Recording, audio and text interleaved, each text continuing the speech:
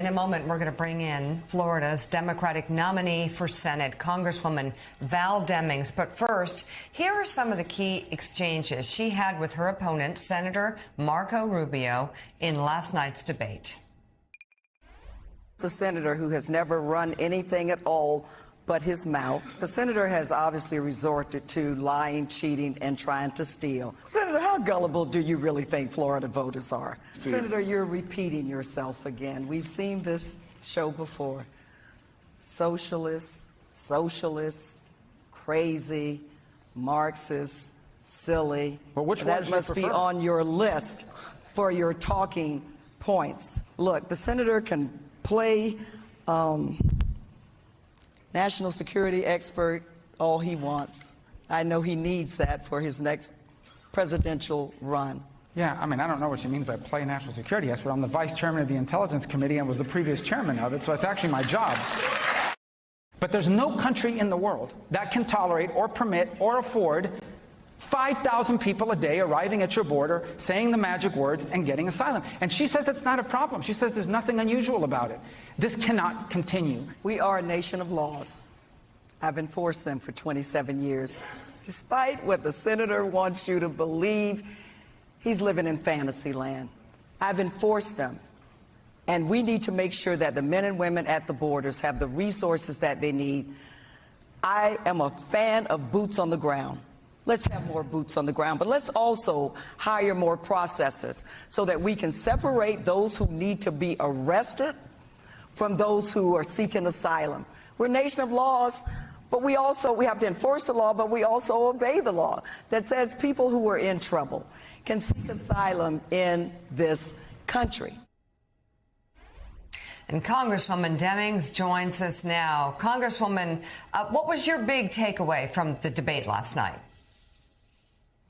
Well, look, it's great to be with you this morning, and the big takeaway was Marco Rubio has no clue about his primary responsibility to Floridians and to the American people, and that is to protect the health, safety, and well-being of the people. He is clearly concerned about his political future, and it was obvious in our debate last night. Congresswoman Demings, this is Eddie Glaude. Congratulations on your debate last night. I just want to ask you a direct question. You said to Senator Rubio over and over again that he was lying, that he wasn't telling the truth, that you made a point of pointing out that he was in some ways trading in falsities. Was that deliberate on your part, and were you trying to signal to other Democrats that they need to engage in this kind of direct accounting, as it were, of lies when they are told? You know, thank you so much for that question. And I was listening to your discussion just a few minutes ago, and we really do have to call it out, right? When there are reality deniers who are the voters, just people in the community, you know, who have been inundated with untruths, okay, it's one thing.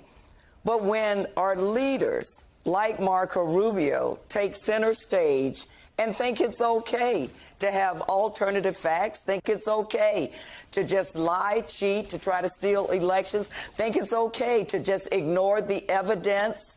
The problem is that we have leaders now who think that it is okay, and we must call them out. And you're absolutely correct.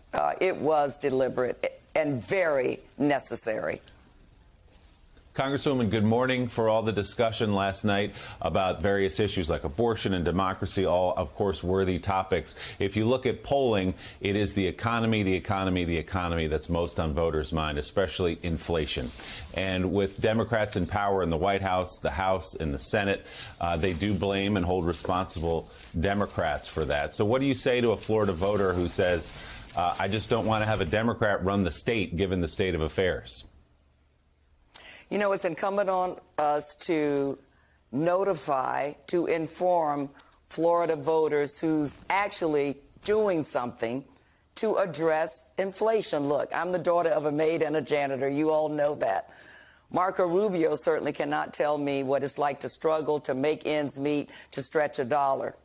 When Marco Rubio had the opportunity to vote for legislation to help lower the costs for Floridians, lower the cost of health care, lower the cost of prescription drugs, lower the cost or cap the cost of insulin, hold the richest, largest corporations responsible and require that they have to pay their fair share.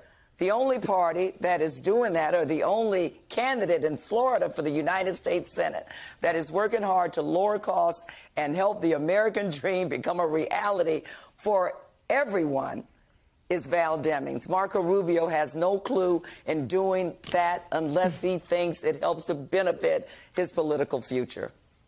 Adrian Elrod, talk a little bit, if you could, about the landscape, the political landscape in Florida, what the challenges might be for Congresswoman Val Demings. And, of course, if you have a question for the Congresswoman, take it away. Yeah, I mean, Mika, the challenge with Florida, of course, is that in the last few election cycles, the presidential election cycles, it's trended more red.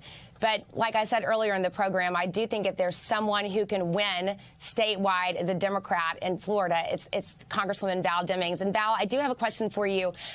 First of all, I want to applaud the way you just handled that economy question. I think every candidate running in a top-tier race as a Democrat should answer it the way that you just did. But I want to talk about abortion really quickly. You really held the Senator Rubio to account last night on abortion. You see a lot of these Republicans who have been fighting for, a Supreme Court that is overturning Roe. That's exactly what happened. And now they're trying to have it both ways because they see how unpopular overturning Roe is with swing voters. Can you talk about how you think this issue is going to play in your election in particular, especially when there are some of these economic issues that candidates are contending with? Well, thank you for that question. Look, I have 4 beautiful granddaughters. And I cannot imagine an America where they have less constitutional rights or protections or right to privacy than I do. So that is a battle that we're going to fight, and we're going to fight it with everything that we have.